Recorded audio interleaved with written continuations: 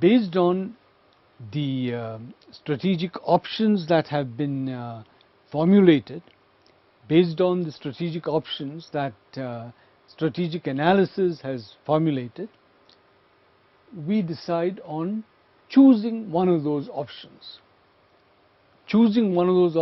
for implementation, right?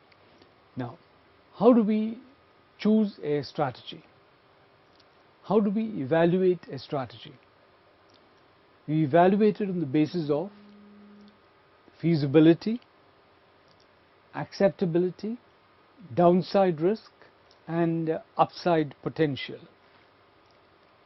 Let's look at these four issues in a little more depth. What is feasibility? Feasibility is essentially a question of internal consistency. A strategic option is feasible if it is internally consistent. For instance, if your strategy assumes that there will be considerable foreign investment in a particular industry, and if it also assumes that price in that industry will rise, right? These two assumptions are not internally consistent, because if there is significant foreign investment in the industry, then the supply side is going to increase. A dramatic increase in supply side will not see an increase in price. It will in fact lead to the reverse. So, feasibility is a question of internal consistency. What about acceptability? Acceptability is a question of the strategy giving results with which the different stakeholders of the company can live. We saw in one of the earlier sessions that the company has a variety of stakeholders, like the public and the government and suppliers and so on. Now, different stakeholders, as we saw earlier, have different interests.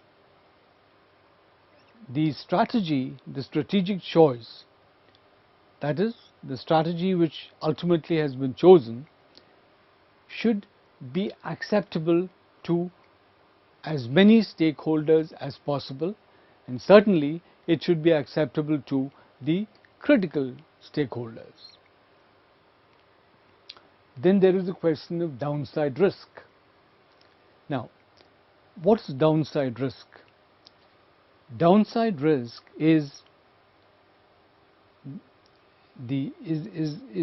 can best be answered by looking at what would happen if most things went wrong. A particular strategy might give you a downside risk where if most things went wrong, there would be a 30% fall in revenue. Another strategy, which may have many attractive features, could give you a situation where if most things went wrong, revenue would fall by 50%, right? So, in one case, the downside risk is 30%. In the other case, the downside risk is 50%. Now, it is a question of how comfortable you are, how comfortable the company is with riding that kind of risk. Now, this brings us to the last point in strategic choice, which is upside potential. Here we are talking about what is the best thing that can happen to the company by following that particular strategy. Let's confine ourselves to revenue growth. Now, we have a situation where one strategy will give us a potential revenue growth of 30%, provided everything goes well. There is another strategy which will give you a maximum growth of 20%, right? So, the upside potential of these two strategies is 30% and 20%. But that does not mean that that strategy which gives 30% is an obvious choice, because there may be problems with regard to acceptability among certain stakeholders. So, we need to look at all these issues. We need to look at feasibility, acceptability, downside risk and upside potential.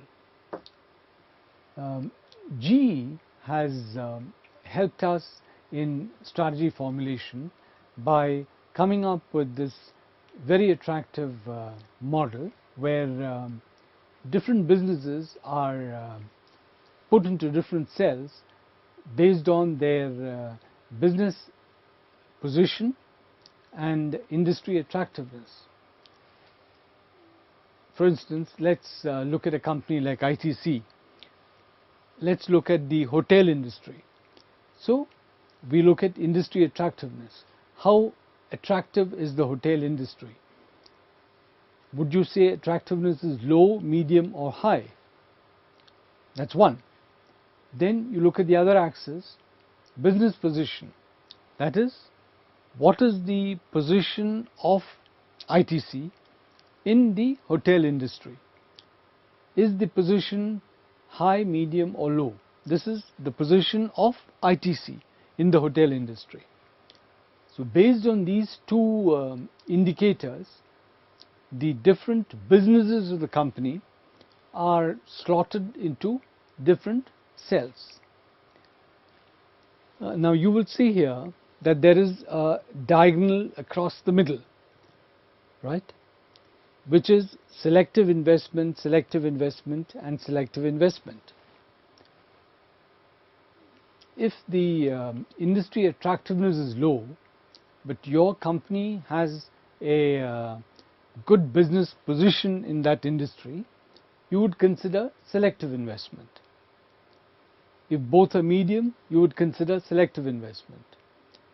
If attractiveness is high, but your company's position in that industry is low, you would consider selective investment.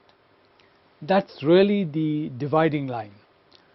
On one side you have invest and grow. On the other side you have harvest and divest. Okay?